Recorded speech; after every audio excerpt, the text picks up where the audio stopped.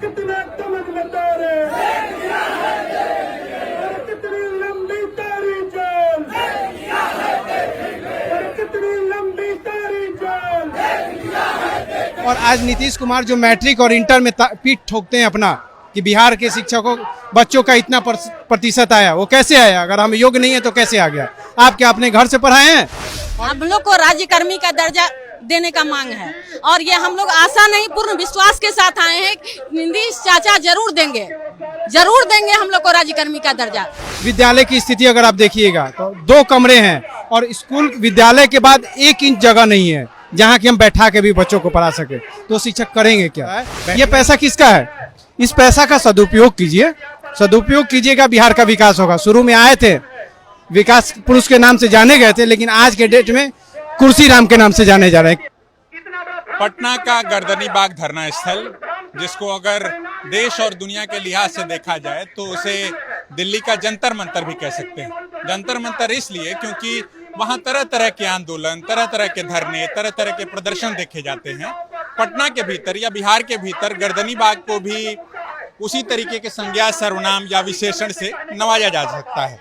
यहाँ पर जो आपको अगर हम कहें कल्याण से कि थोड़ा दिखा करके पैन करके कैमरा दिखा दीजिए, तो यहाँ पर हजारों हजार की संख्या में जो आप लोगों को लोग दिखाई पड़ रहे होंगे, ये दरअसल बिहार के अलग अलग हिस्से से आए हुए शिक्षक हैं, जो कि शायद शिक्षक अभ्यर्थी भी होंगे।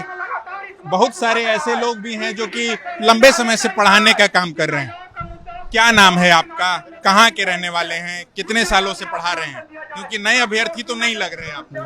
मेरा नाम कुंदन सिंह, जिला भोजपुर। 2014 से नियुक्ति हुई है मेरी, यानी कि लगभग 8 सालों से ऊपर हो चुका है क्लास में पढ़ाते हुए। और इसी बीच सरकार जो भी अपनी नियमावली बना रही है, हम सभी लगातार उससे त्रस्त हैं। कारण क्या है कि बहुत खुशी से हम लोग आए थे कि चलो विद्यालय में जाएंगे, पढ़ाएंगे, समाज में कुछ काम करेंगे, क्योंकि हम भी पढ़ के आए हुए हैं, लड़के आए हुए हैं, तो पढ़ाई का महत्व जानते हैं। लेकिन बड़ी दुर्भाग्य है कि जब से हमारी नियुक्ति हुई, हम शिक्षक कम राजनेता ज़्यादा हो गए हैं। क्योंकि सरकार की ऐसी मंशा है ना कि हमें पढ़ाने से ज़्यादा दूसरे कामों में लगाना है। और दूसरे कामों में लगाई ठीक है, चलिए थोड़ा बहुत दूसरा काम भी हम लोग कर दे, चूँकि समाज से जुड़े हुए हैं, लेकिन हमारे जो मूल काम है उससे मत हटाइए। लेकिन यहाँ तो उल्टा ही है कि सरकार का मंशा है पढ़ाइए मत, ठीक है ना? तो और आपका जो वाजिब हक है उसको कभी मत मांगिए। जैसे हमारी नियुक्ति हुई तो ठीक है, सरकार कह रही है कि आपको कहाँ से कहाँ ले आए, तो आप ऐसे ही थोड़े ले आए। तो केंद्र सरकार के सारे नियम गाइडलाइन के तहत आप बढ़ाते चले आए, सारे विभाग को बढ़ाए, तो हमारे भी बढ़ाए हैं, हम लगे हुए हैं। लेकिन आप आते कमी देखते हैं शिक्षक अयोग्य है। कैसे अयोग्य है? कौन बहाल किया है? आप किए हैं, हम नहीं किए हैं। हमारे पास तो आप ऑफर लेके आए या किसी और के पास, उनके पास ऑफर लेके गए तो वो हुए।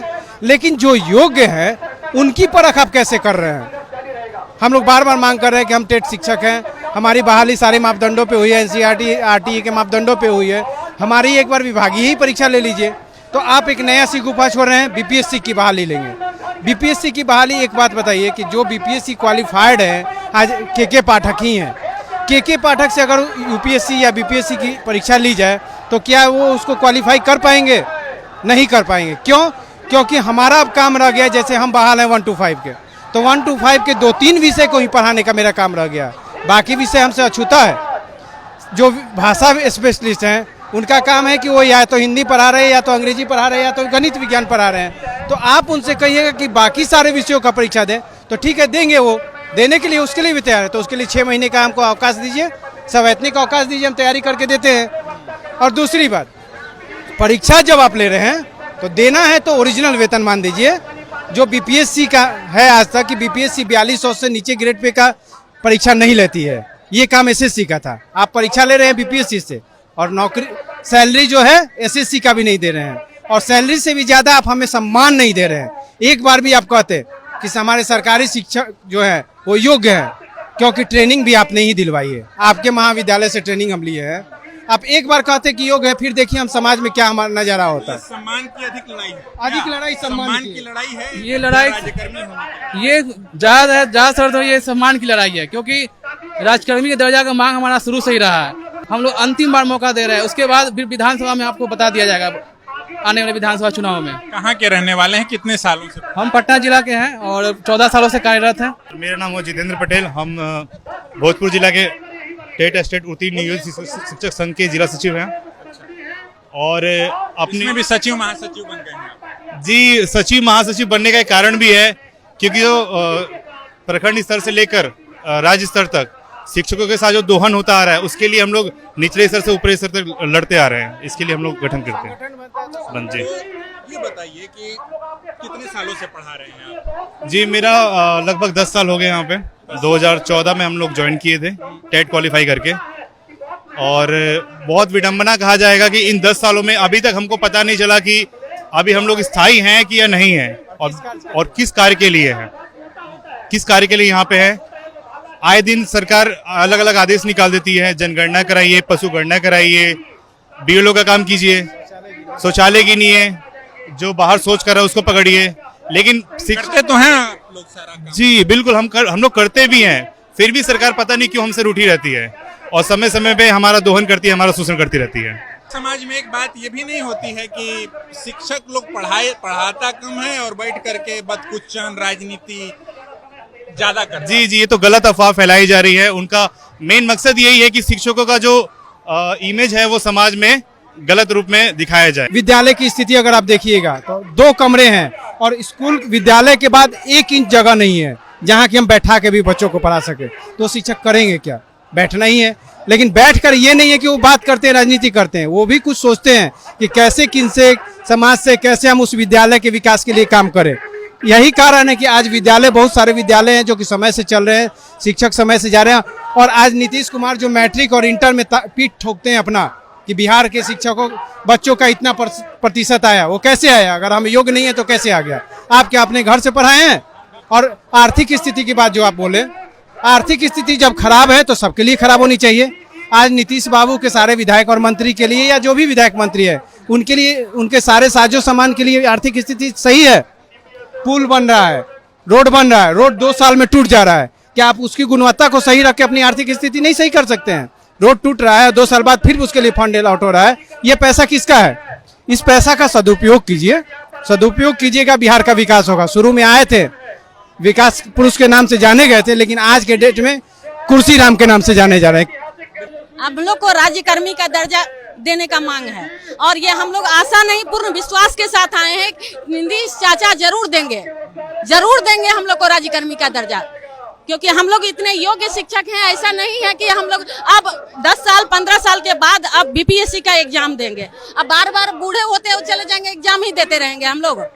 ये तो खुद समझदारी है, ऐसा नहीं है समझते नहीं है, जरूर समझेंगे हम लोगों की बातों को। और हमको पूर्ण विश्वास है, हम अपने स्तर से कह रहे हैं कि हमको पूर्ण विश्वास है कि राज्यकर्मी का दर्जा जरूर देंगे। जैसे नालंदा से एक बात याद आई, वो संभवतः मुख्यमंत्री जी का ही अपना गृह ब्लॉक है हरनौत। वहां से एक लड़का बहुत वायरल हुआ, सोनू का नाम का, आपने सुना होगा उसके बारे में। उसके शिक्षक, जैसे आप योग्य शिक्षकों की बात कर रहे हैं, बहुत सारे अयोग्य शिक्षक भी हैं। बेसिक लेवल की जो पढ़ाई है वो भी नहीं। ऐसी बात नहीं, हर जगह कहीं कुछ 19-20 होता रहता है, ऐसी बात नहीं, हर विभाग में होता है ना। कुछ मान लीजिए ST ये सब का उस लेवल से आते हैं जो कि वो क्या कहते हैं उनको आरक्षण पर, तो उसमें हो सकता है कहीं त्रुटि हुई होगी, लेकिन ऐसा हम नहीं कह सकते हैं कि शिक्षक योग्य हैं। हम जो नालंदा डिस्ट्रिक्ट में हम हैं, हम देखते हैं कि योग्य शिक्षक सब बहाल हुए हैं।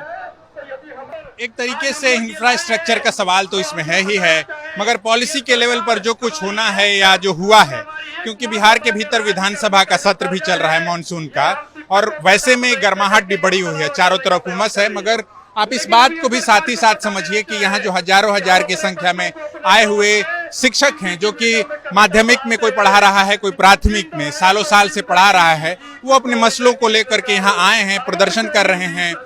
और ऐसा नहीं है कि तमाम दल या राजनेता इस आवाज को अनसुना कर रहे हैं, क्योंकि वो भी अपनी अपनी बैठकें करने लगे हैं। ये एक वाजिब सवाल यहाँ का है और इसमें अलग अलग तरीके से अलग अलग संगठन, सरकार में जो कुछ दल शामिल हैं, सीधे तौर पर नहीं, अप्रत्यक्ष तौर पर वो भी इस धरने में शामिल होने के लिए अपने सहयोग के लिए आ रहे हैं। अभी के लिए फिलहाल इतना ही।